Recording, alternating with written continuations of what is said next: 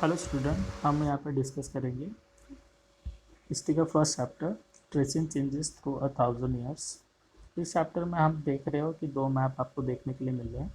जो अरब जोग्राफर जो थे वो एक कार्टोग्राफर थे। कार्टोग्राफर का मतलब यहाँ पे होता है जो व्यक्ति मैप बनाता है। तो यहाँ पे अल इद्रिसी नाम करके अरब जोग्राफर थे। उन्होंने 1154 में कॉमन एरा में मैप नंबर 1 बनवाया था। और उसी प्रकार से भारत का आज की स्थिति में दिखने वाला जो मैप हम देखते हैं वो मैप 1720 में फ्रेंच कार्टोग्राफर ने बनवाया था, जो दोनों से बहुत ही अलग है। यानी इन दोनों में यहाँ पे इस कौन सी चीज़ यहाँ पे उन दोनों को अलग करती जो है, हमें पता है कि हमारा भारत के साउथ में यहाँ पे श्रीलंका साउथ में देखने के लिए मिलता है। पर यहाँ पे जब अल अदरसी जो थे उन्होंने जब मैप बनवाया तो उन्होंने मैप बनाते समय एक चीज़ थोड़ी अलग हमें देखने के लिए मिलती है। जो साउथ में आज हम श्रीलंका देखते हैं, वो जो साउथ में श्रीलंका जो है वो जो नॉर्थ में यहाँ पे देखने के लिए मिलता है। तो यहाँ पे हमें पता चलता है कि किस प्रकार से यहाँ पे हज़ारों सालों पहले कि किस प्रकार से हमारे लाइफ हिस्ट्री के साथ साथ हमारी लाइफ भी किस प्रकार से बदलती गई, इससे हमें पता चलता है। तो ये जो मैप नंबर सेकंड जो है, जो फ्रेंच कार्टोग्राफर जो थे उन्होंने जब इसका निर्माण करवाया तो इस मैप का इस्तेमाल करके तो यूरोप सीलर और मर्चेंट जो थे वो अपने ओवेज जर्नी के लिए इस्तेमाल किया करते थे।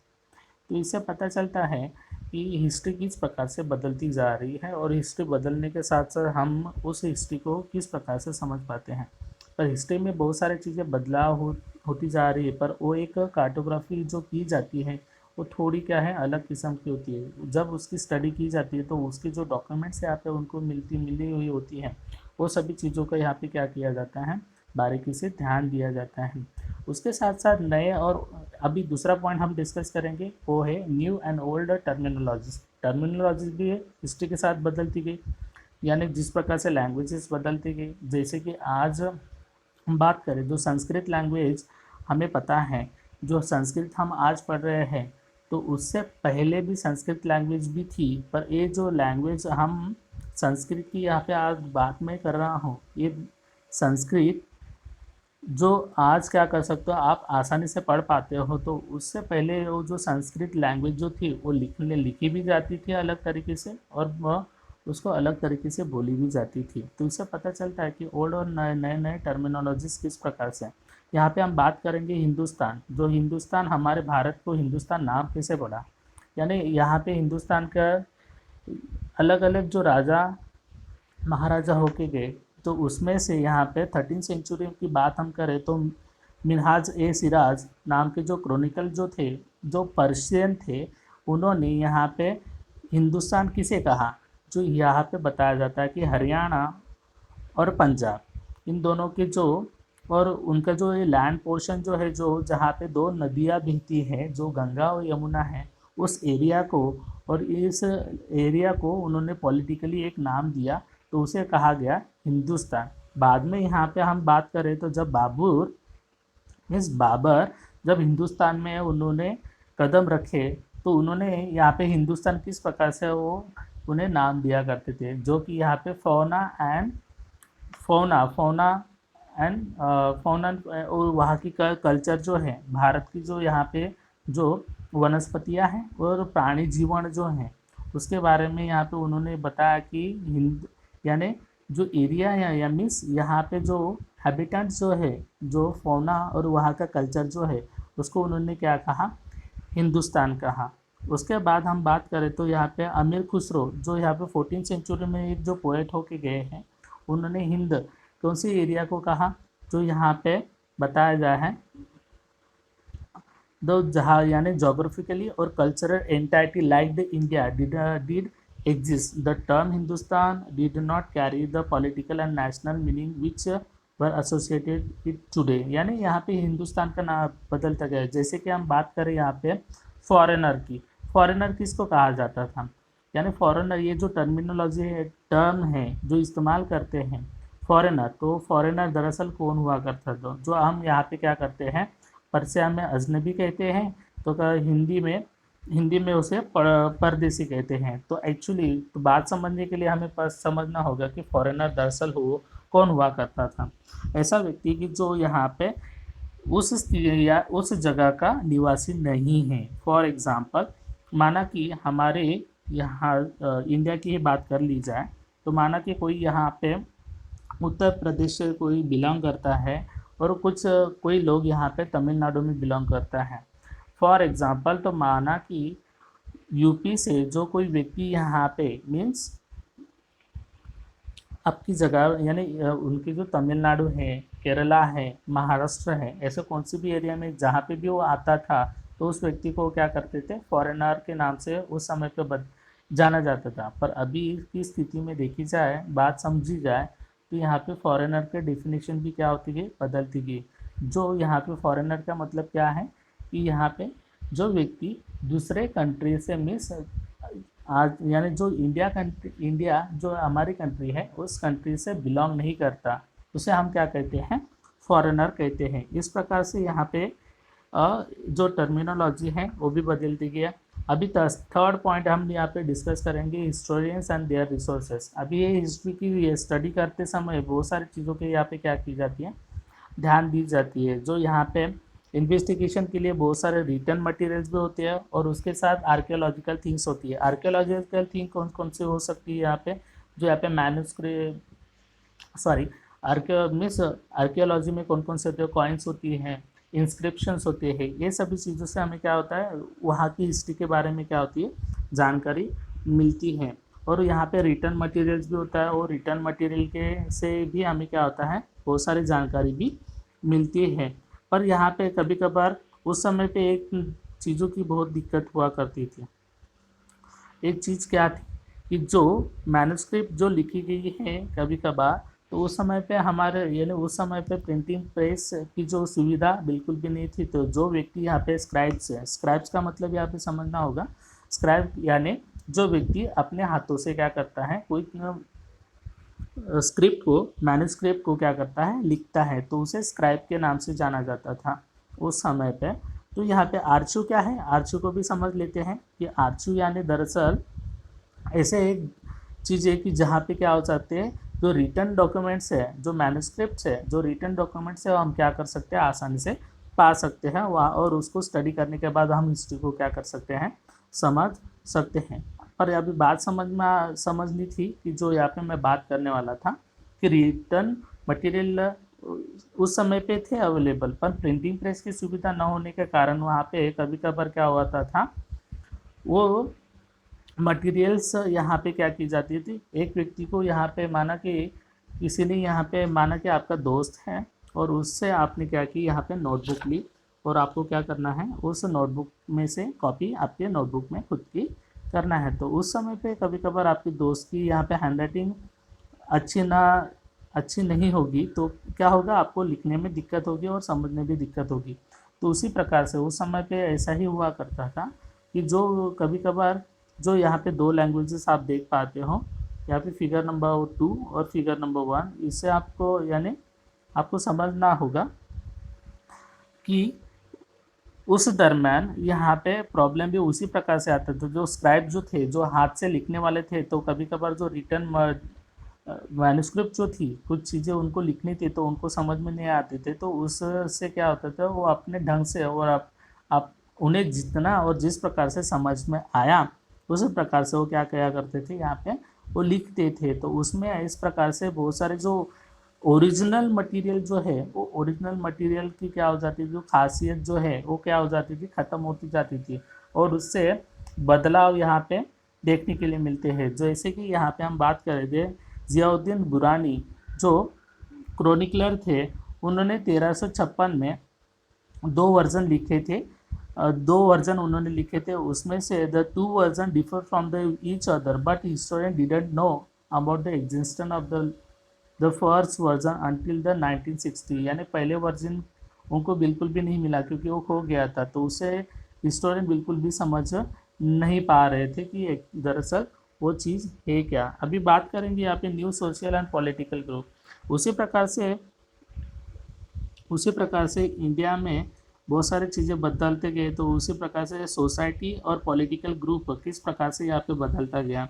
तो जैसे कि यहाँ पे हम बात करें तो यानी 700 से लेकर जो 1750, ये जो ड्यूरेशन है, जो टाइम ड्यूरेशन है, तो उसको आप समझोगे तो इसमें बहुत सारे डेवलपमेंट क्या होते गए, बदलते गए, और उससे वो ये जो चेंजेस को आपको क्या करना है यहाँ पे समझना है। जैसे कि यहाँ पे हम बात करें तो जब भारत में बहुत बार क्या करते थे, लोग ट्रैवलिंग किया करते थे, तो ट्रैवलिंग करते समय यहाँ पे कभी कभार ट्रैवलिंग करते समय तो उनके साथ में बहुत सारी चीज़ें भी वो क्या करते थे, कैरी करके लेके आते थे। मीन्स लेके आना यानी इसका मतलब क्या हुआ कि उनकी यहाँ की जो कल्चर है, उनकी यहाँ पे इस्तेमाल की जाने वाली जो चीज़ें हैं, वो सभी चीज़ों को क्या करते थे, अपनी निजी लाइफ में इस्तेमाल करने लगे। और इसी प्रकार से इंडिया में बहुत सारी चीज़ें क्या होने लगी, यहाँ पे इस्तेमाल की जाने लगी। जैसे कि यहाँ पे शुरुआती समय पे हमारे यहाँ पे जो यहाँ पे हम समझेंगे कि जो पर्शियन व्हील जो है, पर्शियन व्हील जो है, जो पर्शियन व्हील से हमें पता चलता है कि किस प्रकार से यहाँ पे क्या किया जाता है, खेतियों में किस प्रकार से पानी दिए जा सके। इस जो है, जो पर्शियन व्हील का यहाँ पे आना, यानी इससे क्या होगा, ये नई जो टेक्नोलॉजी है, वो टेक्नोलॉजी का यहाँ पे क्या हुआ, आविष्कार होता गया, और इस नई टेक्नोलॉजी के साथ साथ हमारे जीवन में भी बदलाव होता गया। उसी साथ साथ नए नए फूड है, बेवरेज है, बेवरेज मीन्स यहाँ पे जो पिए जाने वाले चीज़ें हैं, वो सभी चीज़ों का भी क्या होने लगा, यहाँ पे अपने लाइफ में इस्तेमाल होने लगा। खाने में भी देख लीजिएगा, यहाँ पे पोटैटो है, कॉर्न है, चिल्लीज़ है, टीज़ है, कॉफ़ीज़ है, ये सब चीज़ें क्या होने लगी, हमारे लाइफ में आने लगी। मीन्स भारत में जब ब्रिटिश लोग आने से पहले हमारे यहाँ पे टी और कॉफ़ी, इसका उत्पादन भी बहुत कम किया जाता होगा और उसका इस्तेमाल नहीं किया जाता था। पर जब आने के बाद हमें पता चलता है कि किस प्रकार से इस यानी हमारे डेली रूटीन लाइफ में ये टी का सेवन करना, यानी ये कितना, एक क्या हो गया, एक हमारा लाइफ का एक पार्ट बन गया, जो हम एवरीडे क्या करते हैं, इस्तेमाल करते हैं। उसी साथ साथ यानी जब लोग यहाँ पे दूसरी एक सोसाइटी और पॉलिटिकल ग्रुप भी बनता गया। जो पॉलिटिकल ग्रुप हमें ये समझ में आता है कि यहाँ पे समझना है कि जो बहुत ही पावरफुल लोग खुद को समझते थे, जैसे कि यहाँ पे राजपूत का एग्जाम्पल आपके टेक्स्ट बुक में बताया गया है।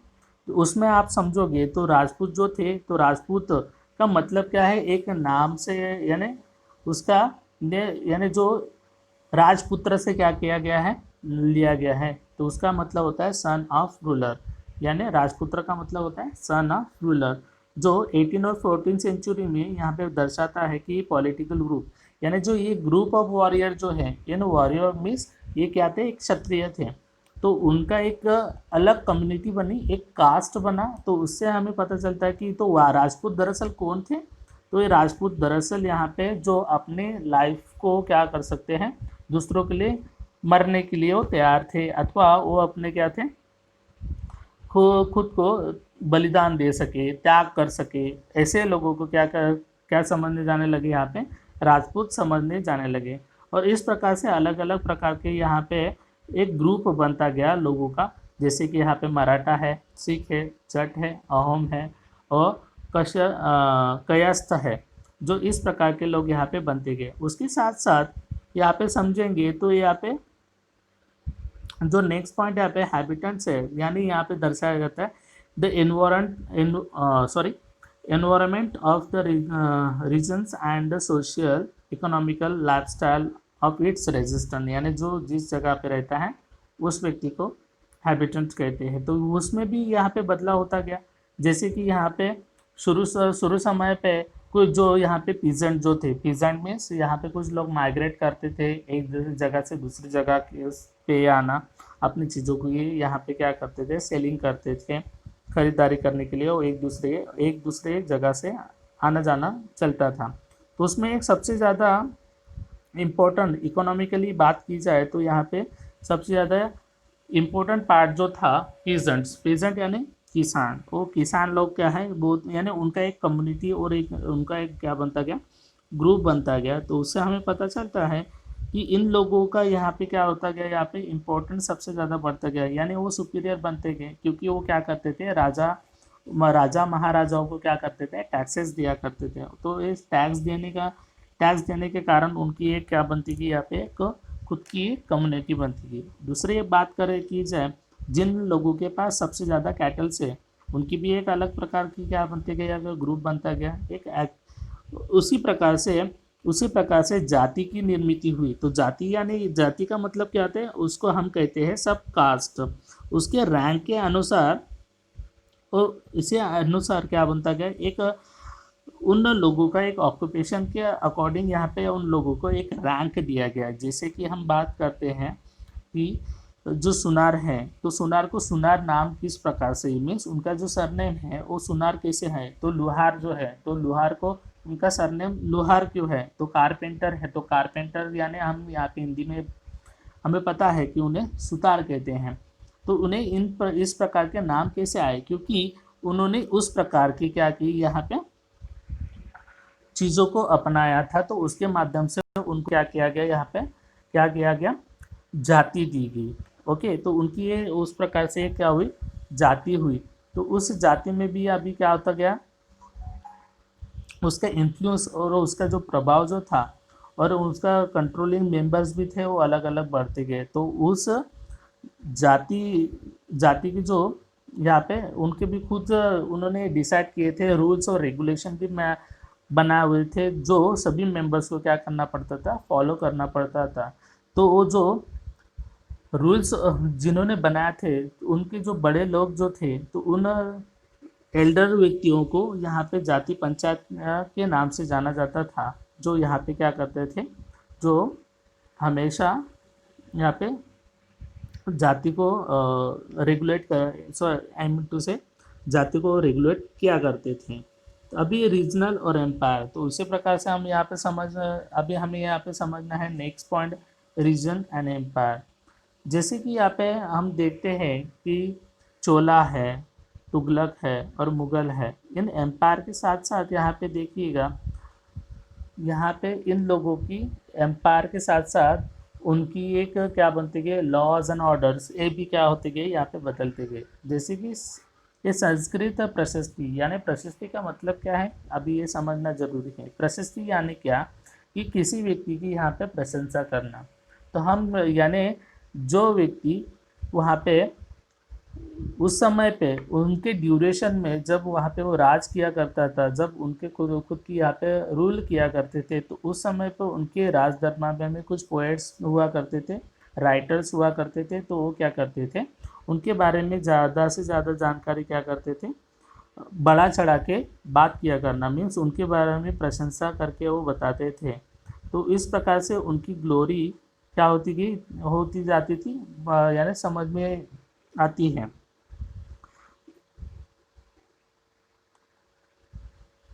इससे हमें पता चलता है कि और उसके साथ bye 700 many regions already possess a distinctive geographical dimensions and their own languages cultural characteristics।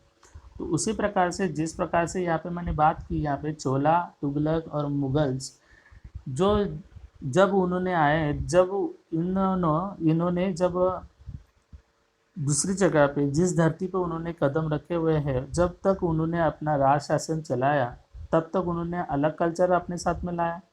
Okay, एक डिस्टिंक्टिव जोग्राफिकल डायमेंशन के अकॉर्डिंग उन्होंने अपनी एक लैंग्वेज सेटअप की, और उसके प्रकार से कल्चरल कैरेक्टरिस्टिक भी हम क्या कर सकते समझ पाते हैं। तो इससे हमें पता चलता है कि किस प्रकार से उस समय पे बदलाव भी हुआ करते थे। जो पान रीजन जो है, जैसे कि स्पेनिश डाइवर्स रीजन जो है, वो भी उसमें से एक देखने के लिए हमें मिलता है। ओल्ड न्यू रिलीजन, अभी रिलीजन के बारे में बात करें तो पहले यहाँ पे हम बात करते हैं ओल्ड एंड न्यू रिलीजन्स। जो यहाँ पे समझना है, जो यहाँ पे समझेगी कि जैसे कि 1000 years of the history that are the exploring the witness major development in the development in a regional tradition. Regional tradition में भी क्या हो गया, हज़ारों साल पहले क्या होता गया, बदलता यानी बदला होता गया। तो शुरुआती समय पे यहाँ पे सबसे ज़्यादा इम्पोर्टेंस रहा ब्राह्मण लोगों को, जो जिस प्रकार से ब्राह्मण लोग यहाँ पे कोई भी सुझाव दे तो उसको ही क्या किया करते थे, बाद में फॉलो किया करते थे। पर धीरे धीरे उसकी जो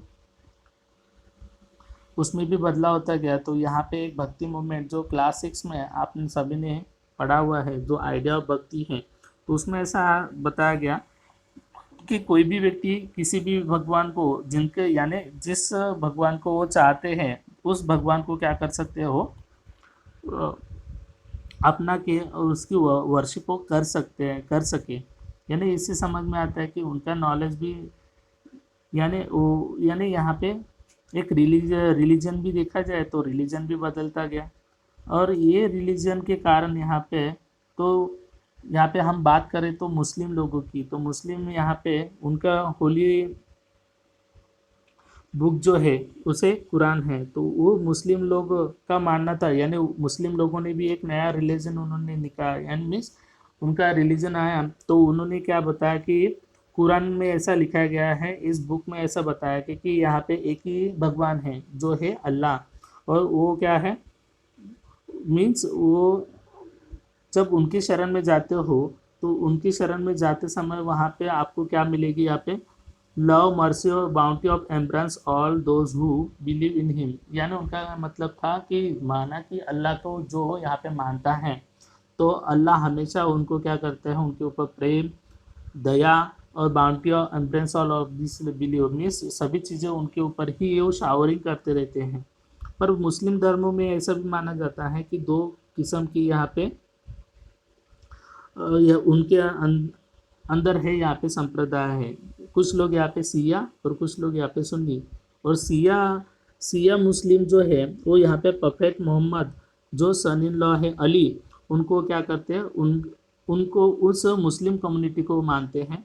और यहाँ पे सुन्नी मुस्लिम जो है वो यहाँ पे खलीफा कम्युनिटी जो है, उनके लीडर जो है, उनको वो क्या करते हैं, यहाँ पे मानते हैं। Thinking about the time and historical period. तो यहाँ पे हम बात करेंगे हमारा जो लास्ट पॉइंट है उसमें, कि हिस्ट्री, यानी यहाँ पे समझना है कि टाइम किस प्रकार से बदलाव यहाँ पे दर्शाता है। जैसे कि यहाँ पे मैं पढ़ के बताऊँ, historian do not see time just as a pass of hours, days and years as a clock of the calendar. Time also reflect the changes in the social economical organization. तो इससे हमें पता चलता है कि किस प्रकार से यहाँ पे सोशल एंड इकोनॉमिकल चेंजेस होते गए, और उस प्रकार के चेंजेस होने के साथ साथ यहाँ पे किस प्रकार से transformation of ideas and belief, और किस प्रकार से यहाँ पे बदलता गया। तो टाइम टाइम टू टाइम हमें समझ में आता है। जैसे कि यहाँ पे 19th सेंचुरी में ब्रिटिश हिस्टोरियन के कहने के मुताबिक उन्होंने हिस्ट्री यानी भारत को 3 हिस्सों में बांटा हुआ है, जैसे कि यहाँ पे हिंदू, मुस्लिम और ब्रिटिश। जे तो इससे हमें पता क्या है, समझ में आएगा। This division was based on the idea that the religion of ruler was the only important historical changes. यानी इससे पता चलता है कि रिलीजियस चेंजेस और उनके आइडियाज़ के कारण किस प्रकार से यहाँ पे हिस्टोरिकल चेंजेस में उसमें होता चला गया। यानी हमें यही समझना है कि मिडिवल हिस्ट्री किस प्रकार से यहाँ पे क्या होता गया, बदलता गया। जैसे कि हम बात करेंगे, जैसे कि यहाँ पे क्लास 6 में आपने पढ़ा होगा कि हंटर गैदरर अर्ली फार्मिंग किस प्रकार से क्या होती थी और किस प्रकार से वो बदलती गई। और उसके बाद मिडिवल हिस्ट्री में आप देखते हो तो किस प्रकार से बाकी चीज़ें इस्लाम और हिंदुज़म में किस प्रकार से बदलाव होता गया। और उसके बाद यहाँ पे आप देखोगे तो हिंदू और मुस्लिम, यानी पहले हिंदू और उसके बाद यहाँ पे मुस्लिम लोगों ने जब भारत में आक्रमण किया, जब उन्होंने भारत में कदम रखे, तब हिस्ट्री किस प्रकार से बदलती गई, ये भी हमें समझ में आता है। उसके साथ साथ जब यहाँ पे इस्लामिक रिलीजन का यहाँ पे ख़त्म होने के बाद जब अंत हुआ, तब यूरोपियन कंपनी किस प्रकार से यहाँ पे भारत में उन्होंने क्या किया, कदम रखे, और किस प्रकार से उन्होंने अपने जो आइडियोलॉजीज़ है, टर्मिनोलॉजीज़ है और उनकी लाइफस्टाइल जो है, इससे किस प्रकार से हमने उसे एक्सेप्ट करने के लिए उन्होंने मजबूर किया और किस प्रकार से उन्होंने फ्लरिश हमारे इंडिया में और स्प्रेड आउट किया, उस इससे हमें पता चलता है। Thank you.